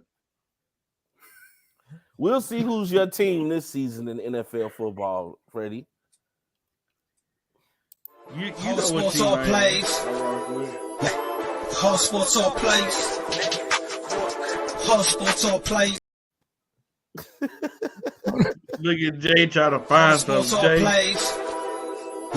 Hey, Jay. Stop. Hey, listen, keep this up. I'm really going to roll the credits. 365, we making up plays. You talking the game, get you hey, listen, man, it's all. The diamond in the lane, variety, topics living the same. Offensive, sports information, hitting the airways, taking the nation. Sport all plays, like working your faces. Grace up the field, so type the laces. All sports all plays. Are you guys done rolling credits now? Can we talk about some sports now? Can we stop? Yes, we all understand that this is just Jay McLevin's team. So I'm gonna let Jay take over. Hey, there you go again, man. Come on. No, it's all good. It's all good. Hey, listen, I'm good. You know what? Since these two are going at it, I'm gonna just take over. Who you guys got tonight going? Celtics and Bucks, Rob. Who you got? I got Milwaukee. Chris, so you got Celtics, Bucks. Yeah, I definitely had the Bucks winning tonight. After that shellacking they took at home, I think they're going to come out a little pissed off, and I do think they take the win. Chris, yeah, I have Milwaukee. I'm gonna have to go Celtics tonight. I'm gonna go opposite. I think Celtics are gonna win it. Hey, that's okay. I mean, hey, they are at home and they're going to win. So I mean, you're not wrong to take the Celtics. Well, and they up 3-2, right? Yeah. Celtics up 3-2, and I think they're gonna end it. I did want to see a 7-game series, but I just don't. I feel like if it's a 7-game series and they go back to Milwaukee, the Bucks are gonna win it at home. Yeah, I think the Bucks are gonna win it in 7. So we got the Golden State and Memphis. I'm pretty sure everybody all around me are gonna go. Oh no, tonight game 5 for Golden State and Memphis. No, for the Milwaukee and Celtics. Oh, tonight's game 5? Okay. They're a game behind the other series. Right. Yeah. All right. So they're still in Milwaukee, 2-2. Right? I'm still going Milwaukee though. 2-2. And they're in Milwaukee tonight, correct? No, they're in Boston. Oh, all right, cool. I'm gonna stick with Boston.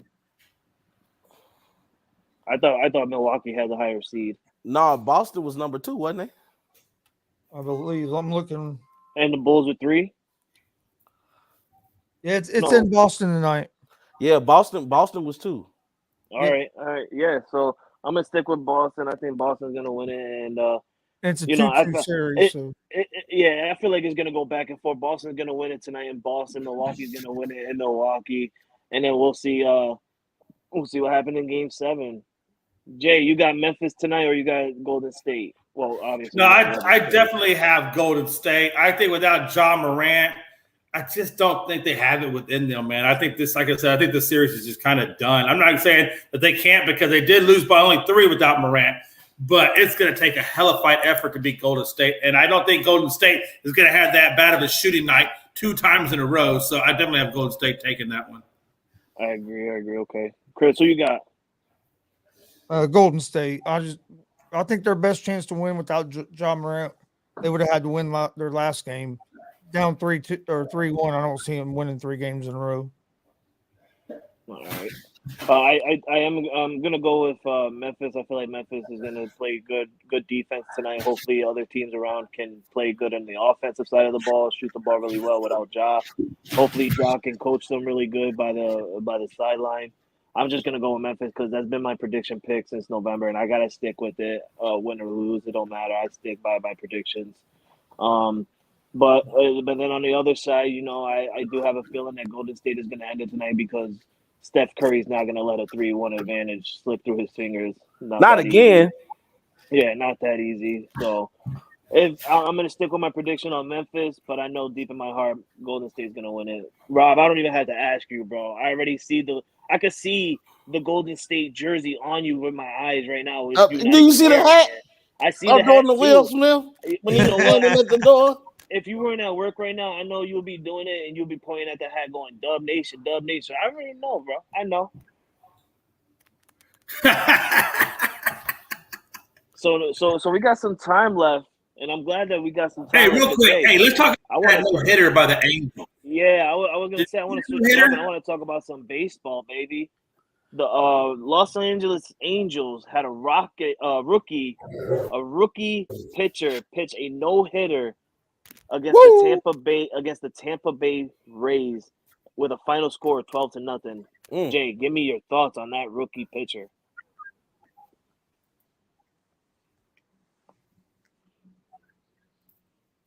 I can't hear you, Jay. Oh wait, it's me.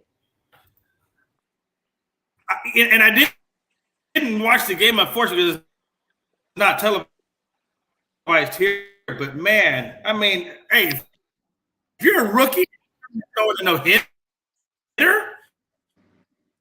I guess they devil rays. Is he lagging, Chris? Yeah. Jay, you're lagging a little bit, brother. Jay, you're lagging. Jay, you're lagging.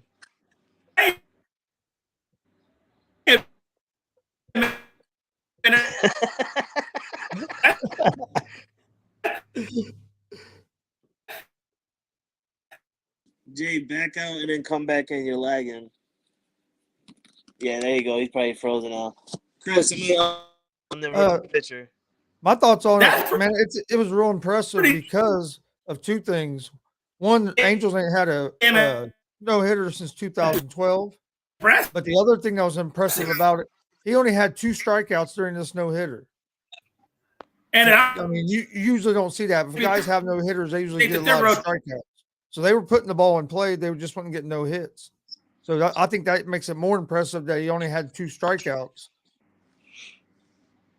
Yeah, I agree. That was a very impressive game, especially for that rookie.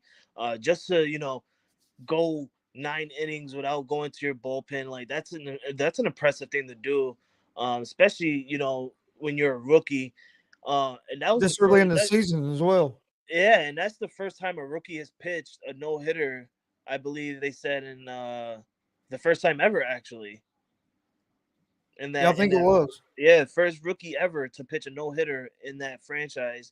And this was the first no-hitter game that they had since 2019. And this was the first time the Tampa Bay Rays went without getting a score since 2012. So yeah, a lot is changing now in baseball with pitchers and stuff. Oh, Jay's back. Well, it says he's not connected. Oh. He's still having some internet issues. So yeah, we're gonna move on. I'm gonna wait for Jay to come back because I want to talk about the Houston Astros. They are still on a really hot winning streak right now. So when Jay comes back, we'll start talking about the Astros. Jay, how you doing, brother? You still glitchy? Yeah, man. I don't know what's going on my internet, but yeah. So I heard you talk about the Astros. Yeah, we're gonna talk about the Astros. You sounded hilarious though, so it worked out all right. But let me we couldn't hear you, so let me get your thoughts on that rookie pitcher and the no-hitter before we talk about the Astros. Yeah, I just felt like, to come into the league as a rookie and get a no-hitter, number one, is pretty damn hard to do. And then to get it against the Tampa Bay Devil Rays, which in my opinion is, they're number 2 right now in their division, is even harder to do. And to get that right off the rip, I mean, that's amazing. That's a hard feat, and it just kind of tells me that this Angels team is going to have, they're going to be one to reckon with, because now they got Ohtani, which is a great pitcher. Now they got this rookie who seems to be stepping up to the plate and doing great things. So it's just going to make the Angels a lot harder team to beat. Right now, they're going neck and neck with the Stros. I mean, we're going win for win, and it's only a half a game difference between the two of us. So, man, hey, I tip my hat to him, man. Damn. Ohtani did finally get a home run in his home stadium in LA. So congratulations to Ohtani. I'm pretty sure he went on Unscripted and seen what Jay had to say about Ohtani, ranking him number 20 in the MLB. He was like, "Okay, sir, let me show you this," and pow, right in the kisser. So, as our thoughts on the rookies pitcher of LA with the no-hitter on Tampa Bay. But now I want to move on to the Houston Astros, Jay. Your Houston Astros on a beautiful, beautiful winning streak. Now, normally, as Frankie the Yankee, I talk a lot of trash about the Houston Astros, but I'm a man of the sport of baseball. I love the sport of baseball. I'm a huge fan of it. And I'm going to have to give you guys some props. The same way you gave me my props when the Yankees were on a hot winning streak at 11 before that ended last week. Currently at a 2-game winning streak now. But this isn't about my Yankees. It's about you and your Astros. You gave me my apology that I deserved, and I'm going to give you your apology that you deserve, sir. I gave you a lot of trash talk. Your Houston Astros started off really bad. You guys are in the bottom of your division. You guys are now a half game back of first place. Jay McLovin, I, Frankie the Yankee, apologize to you, Jay Houston Astro McLovin. Your team is on a nice winning streak. They're looking hot. They're looking good. We haven't seen each other yet. We will soon. We'll have that dance soon. We already talked about that. We'll have our dance soon. But your team is there, brother. What you got to say about your team? Yeah, they did kind of concern me a little bit. When we went to the bottom of the division, Altuve and Brantley were both out with injuries, so I knew it was going to be an uphill battle. We were playing some pretty good marginal teams, so and Urquidy is really kind of coming into his own on pitching, and obviously Verlander almost had a no-no last night. It obviously got taken away from him in the 8th inning, but the Astros they got off to a slow start, but they're back. They're rounding back into form. And I'm really kind of curious to see. Obviously, we're playing the Twins right now. We've got them on game 1. We got 2 more games, and they're on top of their division. So it's going to be interesting to see how this plays out with the Angels. But honestly, I foresee eventually Astros will reclaim, and this is objectively speaking, but I know the Astros are going to claim the division again. How far we go in the playoffs, I still believe I got us on trajectory to be back in the World Series, but there's a lot of good teams out there. I don't want to take that away from them, but I still believe in those guys. This is a different year of baseball between me and Jay. Normally around this time, early in the season, we'll talk trash to each other throughout the whole year. But this year, both of our teams are looking good, and it's like, Jay, we might make the final dance to see which team is going to go to the World Series the way it's looking between absolutely teams. And it's going to be a good one if that ends up happening.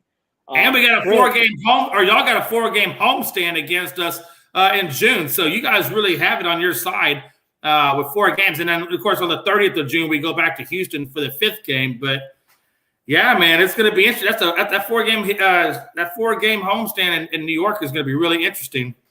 I can't wait, Jay. Chris, I want to get your thoughts. I know you probably don't want to talk about it, brother. I'm sorry I have to do this, but I have to go to your team. I want to talk about your Cincinnati Reds, brother. How are you doing about your Cincinnati Reds right now? They're terrible. I watch every game. I watched them lose last night by 1 run. They have been playing better here as of late. Been more competitive. They actually won 3 out of 4 games. It was the first time they had a winning streak all season. So they just won their first series of the year after a month of playing baseball. They're just not a good team. They got rid of too much pitching last year and too much offense with getting rid of Winker and Castellanos and Suarez, and then you got rid of too much of your pitching. That the young pitcher Hunter Green, rookie, he did pitch a real solid game last night, and he impressed me because last week the Padres, or not the Padres, Brewers hit 5 home runs in 2 2/3 innings off of him. He pitched against the Brewers last night, went 5 innings, end up giving up 2 runs, but he was more solid outings. That I was happy to see that. But the Reds they're not going nowhere this year. I think they're already out of it. I mean, there's a lot of games left, Chris. Don't count your team. I'll have some faith, bro. You never know. They always turn it around. You never know. They've only won 6 games. Rob, I know you're not a big baseball fan, but do it for the community of Chicago. Please tell me, have you been following the Cubs lately? No. No, okay. I heard they trash though. Rob, I'm gonna do my best. As Frankie the Yankee, I'm gonna do my hardest that I've ever tried to do. I'm gonna try to get you to love baseball. I'm gonna get you, Mr. Rob Scott, Mr. Reverend Rob. You're gonna become a MLB fan. What team do you watch when you do watch? I don't watch. He don't watch at all. And I'm gonna try my hardest to get him to become an MLB fan before the All-Star break. It's gonna be my hardest now. Now that's gonna be my goal. You've never been to a live game? No. Oh man, you gotta go to a live baseball game. Yeah, I'm gonna have to go to a Sox game. I can't go to no Cubs game. We actually talked about that yesterday, Chris, on ASAP in the morning. Rob said he's not really into baseball because in TV it's not that entertaining to him, but he knows that if he goes to the game live, it'll be more entertaining for him. And he did say he's on the black and white side. Yeah, I'm a South Sider. I can't lose my South Side credentials. My sister and her husband live in Chicago, and they're White Sox fans. Hey, it's not that many of us, but we there. Cubs fans are loyal, bro. Like, Frankie, I got a question for you, man. Crazy, man. They are, but I've always told people, like, it's certain franchises, I don't care in what sport, that just have loyal fans. Like the Lakers have loyal fans. The Yankees have loyal fans. The Cowboys have loyal fans. The Cubs fall right up there in that. Like, I don't care. The Cubs can go 0 of 99. They're still going to have people in those seats cheering the Cubs on. Say, go, Cubs, go. They went 104 years without winning a World Series with fans. And ain't missed a beat. And let me tell you something. Wrigley Field was live that night. When they won, oh my God, we just wanted to go just to be a part of the party. Oh, yeah. Hey, I got a question for Frankie the Yankee. How did you feel when the Texas Rangers manager Woodward compared Yankee Stadium to a Little League ballpark? Oh, man. That guy was upset that day. I don't know. When he said that, I was like, he's insane. He's so mad. Like, he's really butthurt for saying that. He must have been like, I don't know why he said that. You know what? I had no emotion. I get it.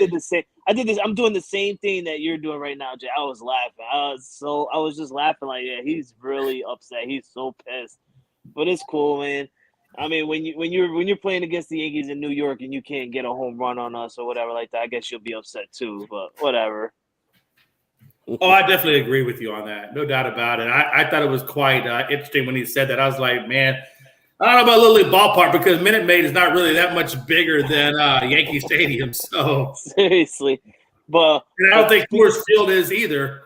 But speaking of my Yankees, I just got to say, I scared the shit. I'm glad Freddie's not here. I scared the shit out of my wife last night, guys. I scared the hell out of my wife last night. So I'm sitting in bed. I'm watching the Yankee game. We tie it up. It's 3-3. Then we give the Toronto Blue Jays the lead. They end up going up 5-3. It's the bottom of the ninth now. Rob Scott, listen to this. Mm-hmm. It's the bottom of the ninth. Yankees are batting. We got 1 out. 2 men on base, 1 on first, 1 on second. Aaron Judge to the plate. What does my man do but hit a 3-run homer to seal the deal against Toronto with the final score of 6-5 at the perfect time. When he did that, I jumped off my bed and my wife looked at me and said, "What the hell are you doing? Like, what's going on?" Like, she got scared from it. She thought like I was having a heart attack or some shit. And I pointed to the TV and I said, "Look at what the judge, jury, and executioner had just did. What an amazing guy." Hey, I woke my wife up many a times like that, watching a ball game and jumping up and down on the bed because the Reds want to walk off hit or something. It's like that's just like the best moment to see your team like win it. Is like your team is losing it, you just lose all faith. Like, it's the bottom of the ninth, you get the first out, you're like, damn. 2 outs, like, okay. Full count. Yeah, like you're like, damn. All right, well, it's over. Like you got no more in you to be like, oh, we got this. We got the energy. Like we got this. Like nah. But when Aaron Judge came to the plate, something inside me told me like I got my Aaron Judge jersey on, and I'm like, come on, Judge. Come on, brother. Do this. Do it. And then what does he do but hit a home run? Oh, so beautiful. Jay, please tell me you loved it. Please. Hey, I do really like good baseball games, and I like it when you get that surprise element at the end. And hey, anytime you can do a walk-off home run, I mean, honestly, that's the best part of baseball is when you can end it like that. It's a beautiful thing to watch. And if you love the game of baseball, then you're going to appreciate that. And so, yeah, man, I just wish I could have done it against the Angels or something like that. That would have been the icing on the cake for me. Don't worry. Soon we'll do it for the Angels for you. Yeah, man, I need that in return, like desperately. Is there anything you guys want to talk about? Man, I don't know what else is left in sports to talk about. There really hasn't been too much in the way of, the NFL really, other than the Sonny Michel signing, really that's kind of going on in the NFL, really. I really kind of think it's been quiet right now. It's going to be quiet, I think, until the NFL picks back up or until baseball gets closer to the All-Star break and we start seeing trades and things of that nature. Football season almost back, baby. Oh, man! Hey, we're getting closer to the mini camps, aren't we? I'm glad that you guys actually mentioned that. For you football fans out there, the NFL schedule comes out tomorrow night on ESPN at 8 p.m. 8 p.m. We did get some leaks about some London games, the Germany games, and everything like that, and the Mexico game. We also had a leak earlier this morning I sent to my boy Jay McLovin. I'm pretty sure he's excited for. He has an upcoming Week 10 game against the Green Bay Packers and Freddie's second favorite team of the world. Yeah, I had to throw that in there. Freddie thought he was going to get away with calling us all bandwagoners, but we're going to show Freddie's true colors, which is either big blue or green and yellow, or we don't even know if it's like dark blue with Ram logo. I'm confused, guys. Like my head is hurting every time we talk about Freddie. Yeah. Hey. Yeah. Exactly. We also got to give a shout out to my boy, the GOAT, Tom Brady. Yes. Who's already secured a TV deal. Thomas Edward Patrick Brady Jr. There you go. He's already secured a TV deal with Fox Sports. I'm not giving a shout out to these mega rich millionaires. I hope the taxman comes and takes 50% of that first part. He earns it. You don't understand why he's getting that much money though?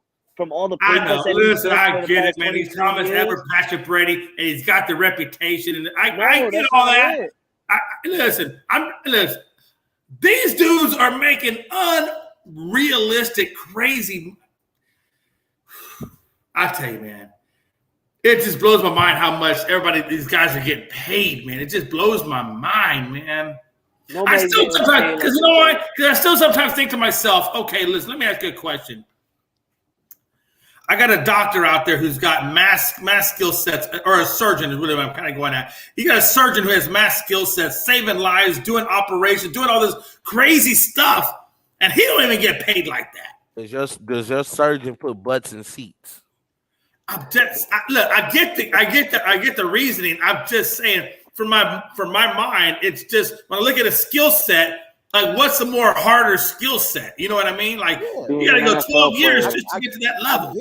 I get being that, an but NFL these player. companies, you you know what I'm saying, and I get it. Entertainment is always going to be the king de la creme. I get it. Is it Doctor getting CTE? If they're making this, think about it from this aspect. What do Hell, you I got CTE from damn near, I'm sure from the military, and I ain't getting that much money.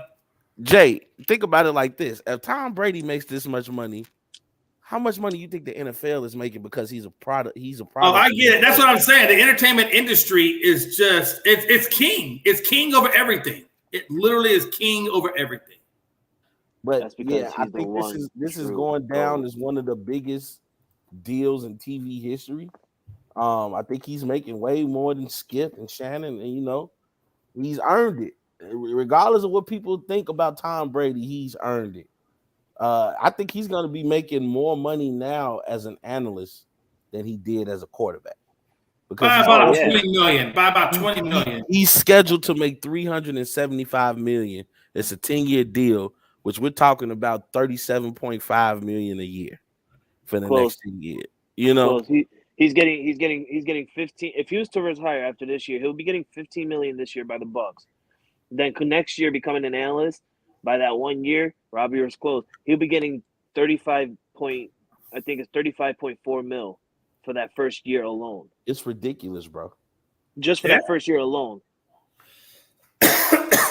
And best to believe, like Sanders said, and I hate agreeing with Sanders because I hate agreeing with Sanders, but Fox do run the next 2 to 4 Super Bowls, and best to believe, Tom Brady's going to be the next voice of Fox Sports for football. And Fox he's definitely going to be. They've been competing with ESPN and these other sports conglomerates. I mean, for a while, ESPN has been the big dog, and ABC has been, the national coverage for big time games like the NBA Finals. But you look at Fox Sports now, with shows like, Undisputed, with shows like First Take, Colin Cowherd, the Herd, it's Fox got some great shows. Speak for yourself, So to add Tom Brady to that panel, because we don't know what capacity he's going to be in. We don't know if he's going to have his own show. We don't know if he's going to be an analyst on, Football Today, or NFL Today, or anything that they do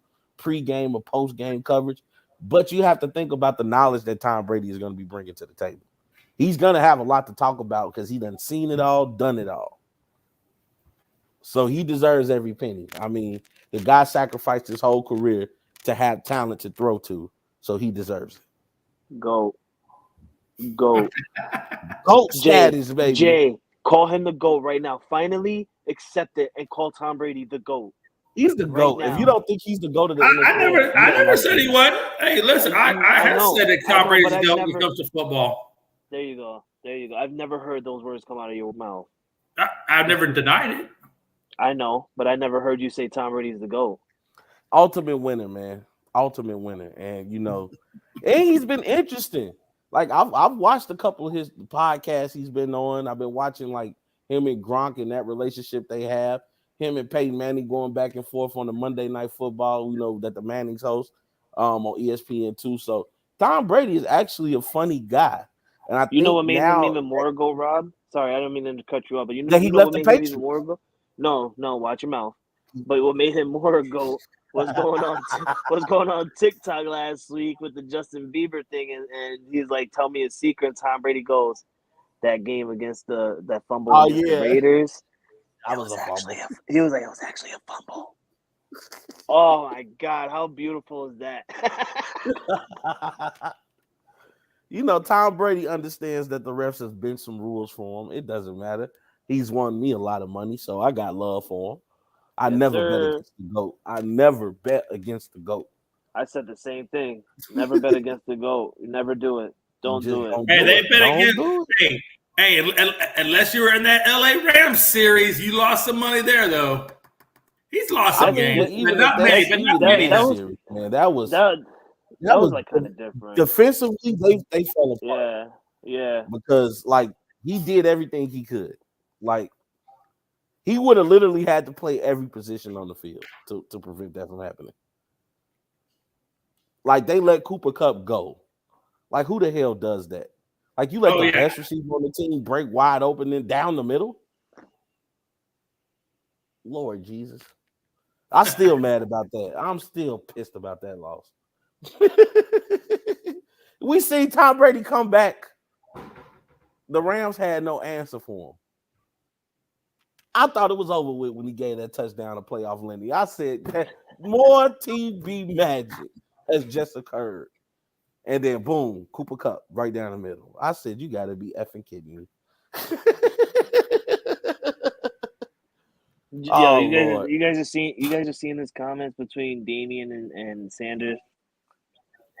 So no, but I know Sanders is like a diehard Miami fan. For what apparently, I don't know why, but yeah, that's the case. But he's over here. He's saying Tom Brady's calling games, fellas. He's not taking on sports shoes. Followed by Damian's comment saying cheating GOAT. With Sanders following up saying, I'm convinced Damian smokes K2.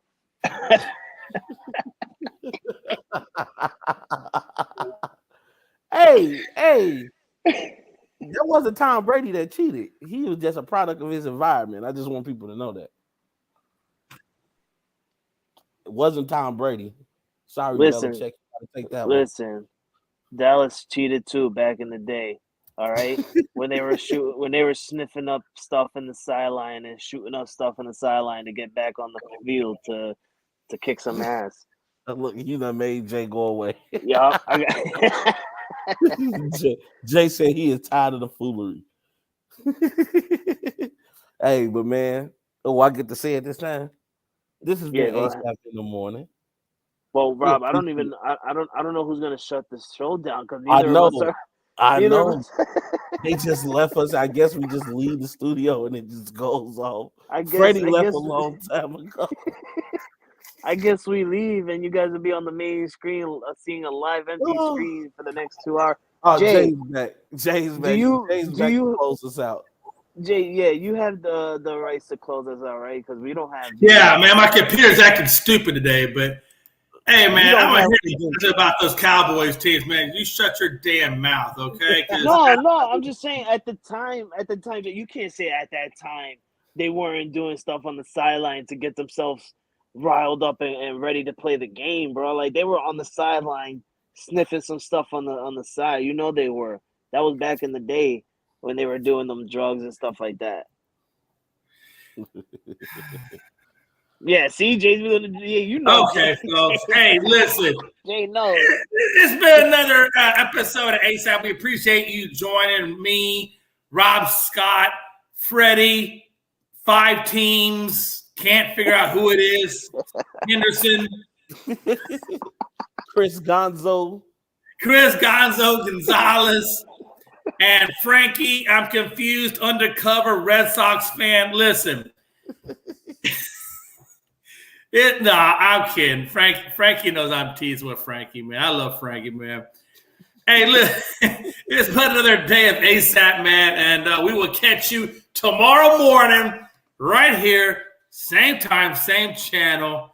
Until next time, hopefully Pride will be back kicking his go. He's been taking a little bit of a sabbatical. Pride, you need to get your butt back on here, or we're not paying you. Oh, that's right, we don't pay you anyway. Or we won't pay you in the future. Yeah, until next time, we see new sponsors. Yeah. Let's go Yankees. Y'all be good. We out of here. We gone. Whole sports all plays. Whole sports all plays. Whole sports all plays. 365, we making a plays. You talking the game, get you through the days. We're high in the court, the dime in the lane. Variety topics living the same. Offensive, sports information, hitting the airways, taking the nation. Sport all plays, like working your faces.